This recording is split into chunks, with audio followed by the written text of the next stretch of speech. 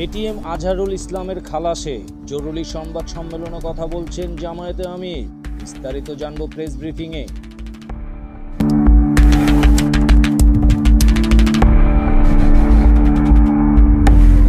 জুলুম করে আমাদের বুক থেকে এক এক করে 11 জন শীর্ষ দায়িত্বশীল নেতাকে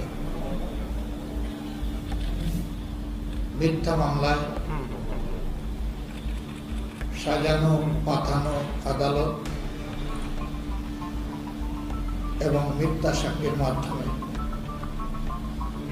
কার্যত জুডিশিয়াল কিলিং করা হয়েছে।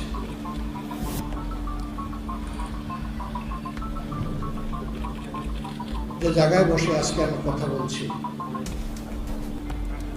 দীর্ঘদিন আপনারা এমন একটি অবস্থানে যাদেরকে বসতে দেখেছেন, যাদের মুখের কথা শুনেছেন, কার্যত তাদের একজন ছাড়া দুনিয়া থেকে সবাইকে নির্মমভাবে বিদায় করে দেওয়া হয়েছে।